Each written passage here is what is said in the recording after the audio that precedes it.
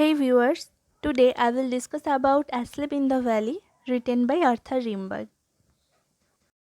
Asleep in the Valley কবিতাটি class 12 পাঠ্যক্রমের অন্তর্গত একটি অত্যন্ত গুরুত্বপূর্ণ কবিতা। কবিতাটি লিখেছেন আর্থার রিমবার্ড। তিনি ছিলেন একজন বিখ্যাত ফরাসি রাইটার। তিনি তার এই কবিতাটি ফ্রেঞ্চ ভাষাতেই লিখেছেন এবং পরে তা ইংরেজিতে অনুবাদ করা হয়েছে। অ্যাসলিপ ইন দ্য ভ্যালি কবিতাটি একটি যুদ্ধবিরোধী কবিতা, যেটি সনেট ফর্মে লেখা হয়েছে। এখন প্রশ্ন হলো, সনেট ফর্মটা কি? তোমরা অনেকেই হয়তো সনেট ফর্ম সম্পর্কে জানো বা পূর্ব পরিচয় রয়েছে, আবার অনেকেই হয়তো জানো না। যারা জানো না তাদের সুবিধার্থে বলে রাখি, সমদৈর্ঘ্যের 14টি লাইনে একটি বিশেষ ছন্দরীতিতে যখন কবি মনের একটি অখণ্ড ভাব কল্পনা কাব্যরূপ লাভ করে, তখন তাকে সনেট বা চতুর্দশপদী কবিতা বলা হয়। অর্থাৎ 14 লাইনের যে কবিতাগুলো হয় সেগুলোকেই আমরা সনেট বলে থাকি। তাহলে এখন আমি কবিতাটি শুরু করছি। আ স্মল গ্রিন ভ্যালি, একটি ছোট্ট সবুজ উপত্যকা, ওয়ার, যেখানে আ স্লো স্ট্রিম ফ্লোজ, একটি ধীরগতি সম্পন্ন ছোট নদী বয়ে যাচ্ছে, অ্যান্ড, এবং leaves long stands of silver on the bright grass, এবং রেখে যাচ্ছে উজ্জ্বল ঘাসের ওপরে একটি রূপলি রেখা। অর্থাৎ আমরা যখন একটি উপত্যকার চূড়ার থেকে একদম নিচের দিকে তাকাবো, তখন আমাদের মনে হবে যেন সবুজ ঘাসের মধ্য দিয়ে একটি সংকীর্ণ রূপলি রেখা বয়ে যাচ্ছে।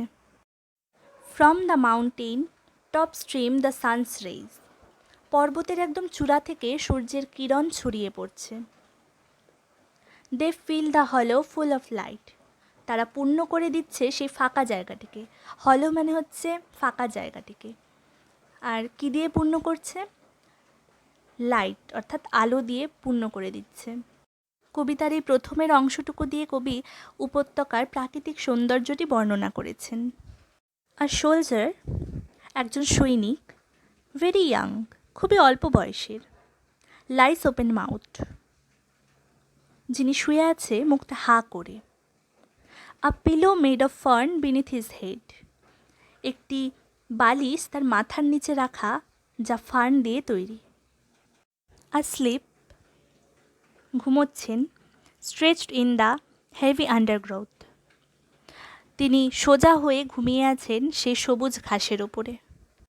পেল in his warm green sunsoaked bed, তার সেই গরম সবুজ সূর্যস্নাত বিছানাতে তিনি ঘুমিয়ে আছেন, অর্থাৎ প্রচণ্ড রোদের মধ্যে শুয়ে আছেন, কিন্তু তার মুখটা বিবর্ণ বা ফ্যাকাশে।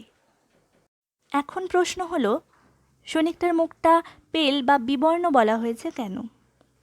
এর থেকেই বোঝা যায় হয়তো সৈনিকটা অসুস্থ ছিল, আর নয়তো তিনি মৃত ছিল। His feet among the flowers he sleeps, তার পা দুটো ফুলের মধ্যে রয়েছে এবং সে ঘুমোচ্ছে।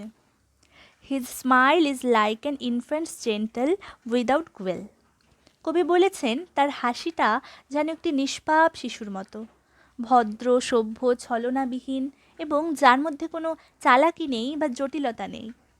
উইদাউট গুয়েল বা without cleverness, that was very simple and innocence.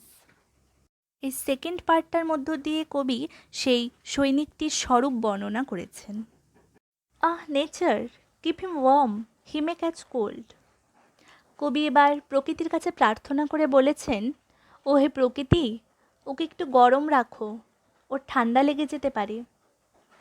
এ প্রসঙ্গে বলে রাখি, সৈনিকটা আসলে ছিল মৃত, আর মৃত মানুষের হাত পা খুব সহজেই ঠান্ডা হয়ে যায়, এটা আমরা সবাই জানি। সেই জন্যই তিনি প্রকৃতির কাছে প্রার্থনা করে বলেছেন তাকে উষ্ণ রাখতে, তার দেহটাকে শীতল হতে দিতে না। এই পাঠটুকুর মধ্য দিয়ে কবি প্রকৃতির কাছে তার আকুতি প্রকাশ করেছেন। The humming insects don't disturb his rest, humming insects মানে হচ্ছে গুনগুন করা পতঙ্গ। এই গুনগুন করা পতঙ্গগুলোও তার ঘুমকে কোনোভাবেই বিরক্ত করতে পারছে না। He sleeps in sunlight, one hand on his breast, at peace, সে ঘুমিয়েই যাচ্ছে সূর্যের আলোর মধ্যে।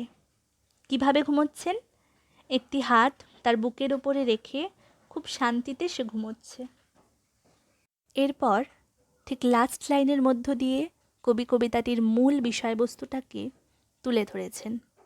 বলেছেন, in his side there are 2 red holes, অর্থাৎ তার পাশে দুটো লাল ছিদ্র ছিল। সেই ছিদ্র দুটো কিসের?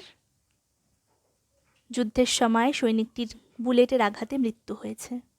সেই ছিদ্র দুটি সেই বুলেটের আঘাত, সেই বুলেটের আঘাতই তার মৃত্যুর মূল কারণ। অর্থাৎ কবি যেন বলতে চেয়েছেন, যুদ্ধের মাধ্যমে কখনোই শান্তি আসতে পারে না। এই যুদ্ধটাই মূল নয়, যুদ্ধ ছাড়াও শান্তির পথ খোঁজা সম্ভব। এটাই কবিতার মূল বক্তব্য। ধন্যবাদ।